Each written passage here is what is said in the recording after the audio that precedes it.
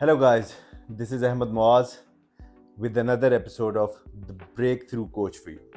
So, guys, today I'm going to start our video with a simple yet very powerful statement. Success comes to those who learn, hunt, and prepare every day and make themselves better every day. So, what is it? Learn, hunt, and make yourself better. So you have to learn first, then you have to go out for reaching your objectives, and you have to take one step at a time.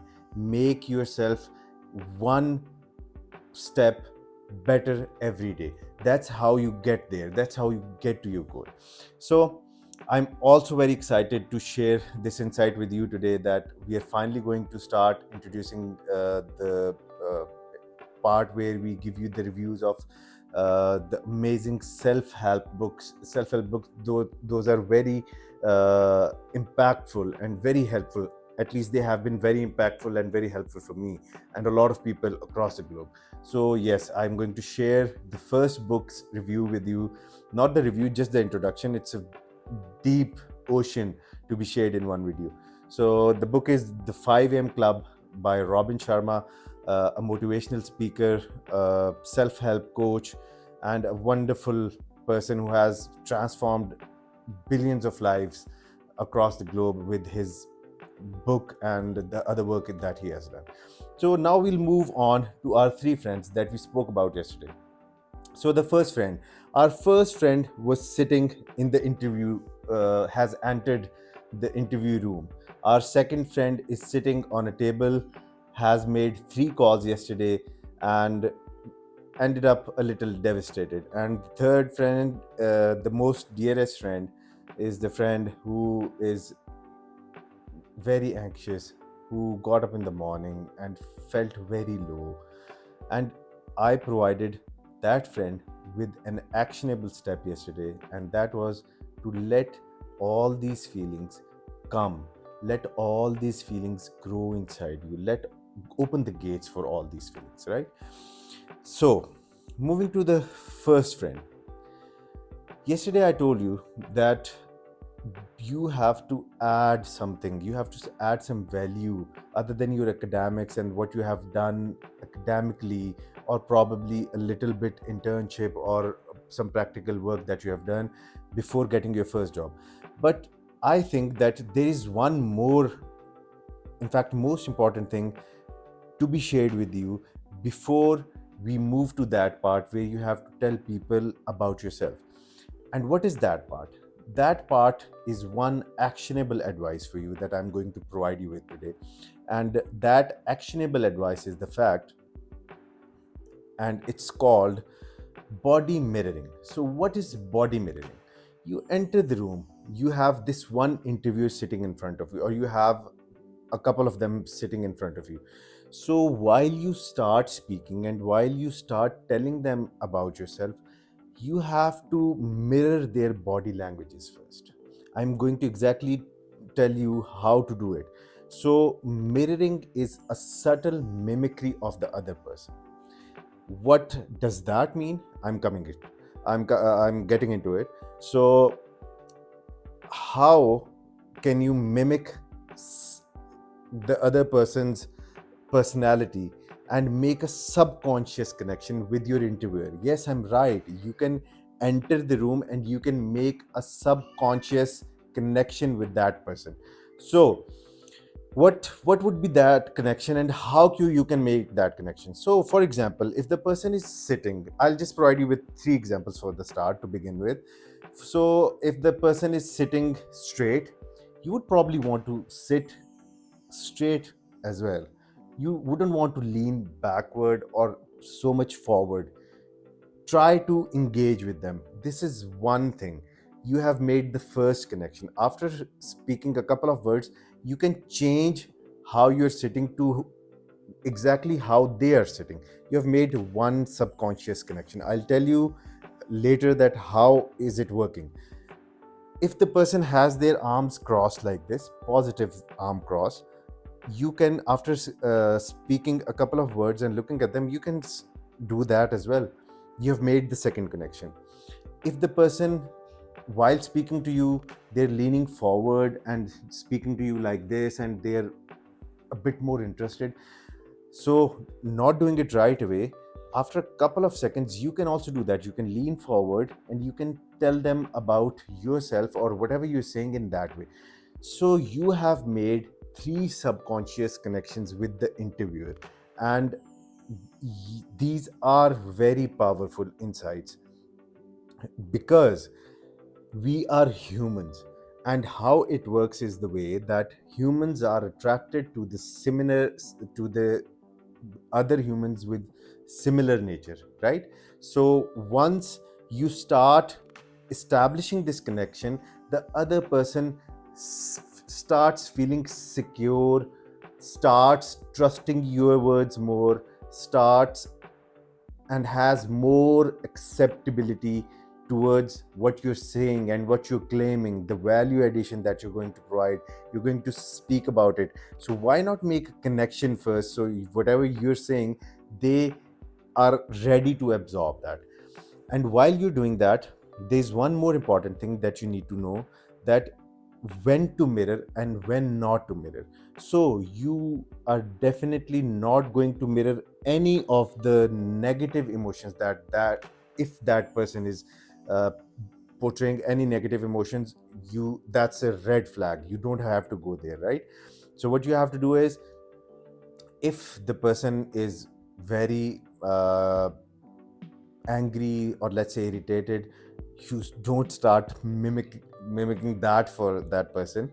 So what you have to do is, you have to stay very positive and you have to do the otherwise thing in that scenario. And if the person has their arms crossed negatively, then you don't want to do cross your arms negatively just like them. That's going to be a way big red flag. Okay, so you need to know when to mirror and when not to mirror. So you have entered the room, before you have started speaking, you have made, before you have started speaking, you have assessed the body language of the interviewer, and when you start speaking, you start making the subconscious connections, right?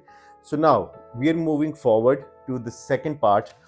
Our second friend, who is sitting on a table and has made three calls already yesterday, and today is another day, another opportunity to learn, another opportunity to grow. So they are confident, they are in the same spirit, and they're like, I'm going to ace it today, I'm going to make it happen today. Yes, you are going to make it happen today, and yes, this is the right mindset, yes, this is the my right approach for you. But a little help would probably uh, make you get there easily, make you get there quickly. So the first call that you're making, I'd be speaking about the exact calling process that you're doing. Okay, so you take up while we're calling, since I have been into a couple of organizations, as I've told you earlier, and I have managed teams myself as well, and I've been there, I've been a sales associate myself as well, so I know this is coming from my experience. And so the first call that you're going to make, the first mistake that we make, the first few words that come out of your mouth, they are very important. Okay, so if I am calling somebody, what no, if a sales associate, a sales executive from a very top organization of the city, of the country, they're calling somebody, either they're calling on the system generated leads, like that means that somebody has shown interest already in your project, and that's how you have got their information, and that's why you're making the call. And the second option is that you have been provided with the data to call on that data, and that person was somehow interested in some other project, or that person is interested in this segment, and he keeps on going for such investments, let's say. So what would be the first words? normally what we do is, everybody who's making a first call, they start with the fact that, hello sir, this is Ahmed, uh, this is Ahmed Moaz from this XYZ city. I would like to speak to you about this new upcoming segment that we have launched yesterday, and this is very good. And you have, this is a red flag.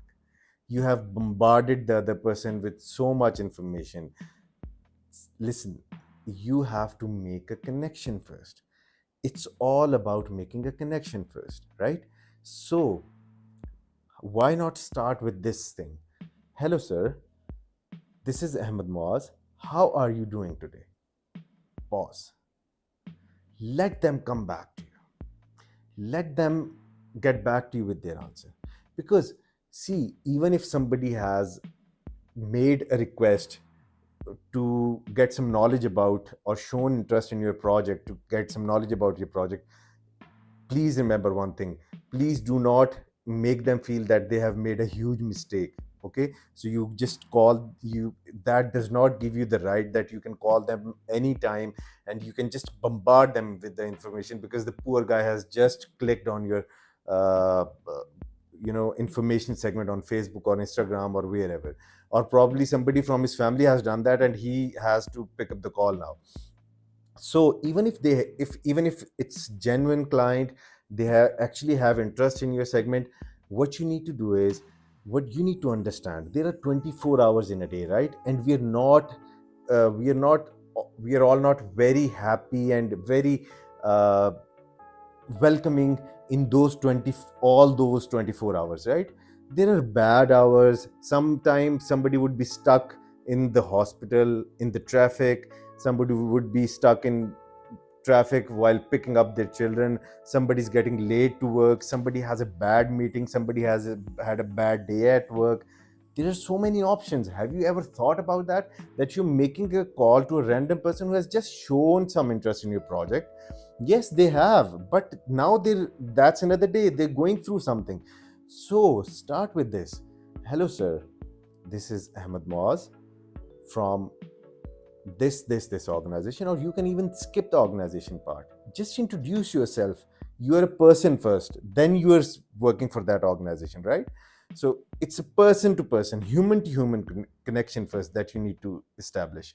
So sir, this is Ahmed Moaz. May I have 2 minutes of your time, please? May I have 1 minute of your time, please? Ask for as little time as possible. If the person is acceptable, is accepting your words, is if the person is welcoming, then you go ahead with that. If the person tells you there, no dear, I'm stuck, I'm busy at the moment, you always, that's not bad for you. You haven't done anything wrong. The thing has not went wrong as yet. So you can always tell them, sir, that's uh, perfectly fine. Please let me know, when can I get back to you? Okay, that would be it. If the person says that, okay, I have time, please go ahead.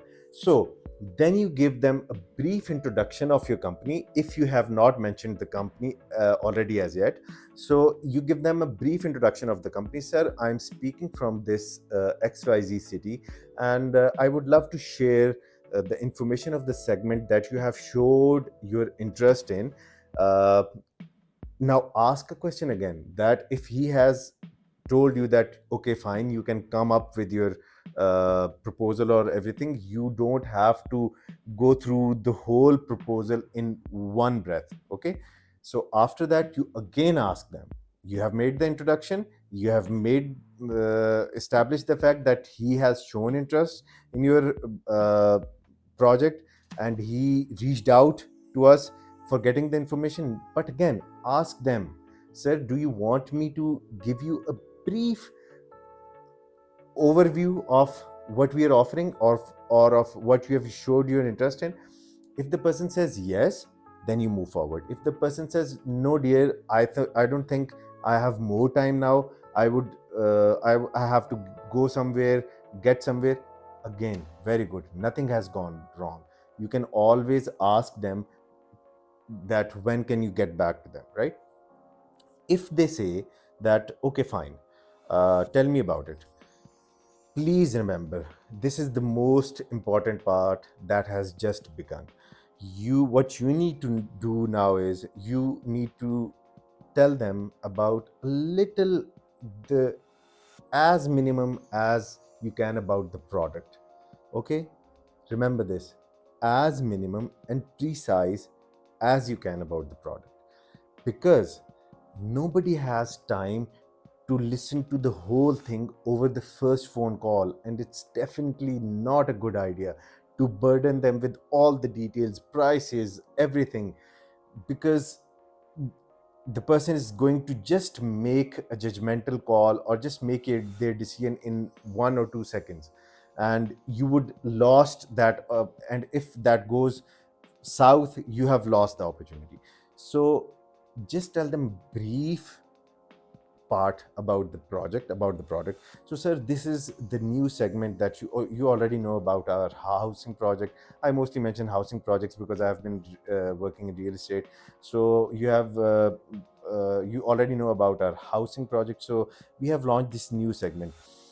How does it sound, sir, that you come down, can you take out 15 to 20 minutes of your time someday, uh, and come down to our office? It's right in the downtown, right in the business hub, and we do offer a very good cup of coffee. If you can just take out 15-20 minutes of your time, that would be great. I would be able to explain everything to you in detail, and that would be easier for you. I don't want to burden you right now.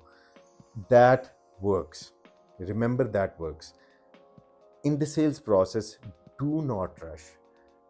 Everybody wants to rush. There is an adrenaline rush coming from inside, but you have to manage that, right? You have to call the person, pull them toward the meeting. That's the most important part.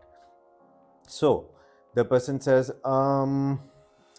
dear, I don't know, I'm too busy, I don't have time these days, my schedule is very hectic. Sir, I understand. Yes, relate to them. I understand. Yes, it's very hectic these days, and the traffic is so bad. Just say anything to make them to come on the same platform with them, and then you can say, but I think, sir, just taking out 15-20 minutes of your time, since you have the interest in this segment as well, I think it's going to be uh, uh, it will be worth the time, right? So the person, if you're asking them politely, and if you're also establishing a fact that you have interest in this segment, we have a wonderful office, we offer a good cup of tea, and you have already established a fact with your manners, with your questions, by not rushing into the conversation, that you're a nice person. Everybody wants to listen to the nice person. Everybody would resonate and reciprocate to a request coming from a nice person.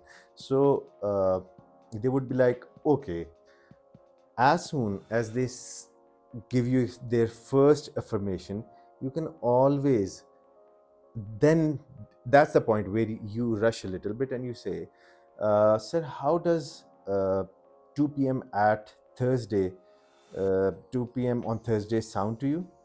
Uh, that now you have given that person an option, uh, and you have to add right away, we can always schedule it later. But if you're nice, if you've already established that subconscious connection with that person is most probably going to say yes to you. And if he is busy that day, he would probably give you some other time. Just accept it right away. Don't argue with them. uh, they have an upper hand. Always keep that in mind. So uh, you have, or you're all set. Now you just don't put down the phone, and just do not, you have got the confirmation. What you would want to do right away is you'd be like, yes, I've made it. Now let's just put down the call, I've made it. No, you haven't as yet. You need to know one more thing.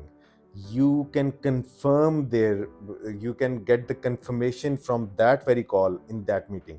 And that confirmation is the fact that, okay sir, so when you're ending the call, you're going to say, okay, Sir, have a good time, have a good evening, have a good day. uh, Allah Hafiz, bye. Why not say, okay sir, I'm looking forward to see you on Thursday at 2 p.m. then. See, there's one more confirmation of that meeting that you're getting from them, and you're making them feel that you would be looking forward to seeing them on Thursday at 2 p.m. and you would be ready and waiting for them. So, that is another fact, another key step that is going to make that person who has already established a subconscious connection with you to show up for the meeting, right? So, this is one actionable step for you guys. I would like you to share all the challenges that you are facing while making these sales calls in the comment section, so I can relate to the I can go through these and I can help you out with your questions as well. And I would like to request the friends from the my first friend as well, to share the difficulties, the challenges that you guys have faced, or that you guys think that you might face in the interviews that you're going to go through, or you have went through. So please do share your challenges and your problems in the comment section as well, so I can get back to them and I can tailor my content accordingly, and I help you with that. So, moving forward to my dearest friend, yes, I gave you a very difficult, actionable step to do yesterday. If you have done that, you probably have felt worse. You probably have felt very bad, because what I told you yesterday was that you got up in the morning and you're feeling empty, you're feeling very dark, you're feeling ridiculous. And I told you that do not stop these feelings. You were trying to distract yourself by doing something else, by getting out of bed, and by just turning the Netflix on, by uh, just going out with friends, by doing stuff that was not actually going to help you with your problem. So I told you that, you let all those fears, all of those anxiety, all of that disturbing motions and feelings inside your body to come, dive right into them, right? So if you have done that, you probably have felt worse. But yes, today, I'm going to provide you with one actionable step to overcome that fear, to overcome that feeling. And let me tell you one thing, the thing that I told you yesterday, that was not irrelevant. We are actually going to move right from that part. So, yesterday we established the fact that we are going to allow all these negative thoughts, all that negative energy to get inside our system, right? Now, today, we are going to change those very disturbing thoughts into powerful thoughts, those very disturbing feelings into powerful feelings. Yes, this is very much possible. This sounds near to impossible, I know, but this is very much possible. How are we going to do that? There are two steps. There are two actionable steps that I'm going to provide you with today. So the first step is the breathe work. Yes, all of us, we know about these breathing exercises, and I, for most of my life's part, I kept thinking that these exercises are probably useless. Those are not useless. These breathing exercises actually work. So what you're going to do is, I'm going to do a little example, little action step in front of you to make you understand. So, you have to inhale deeply.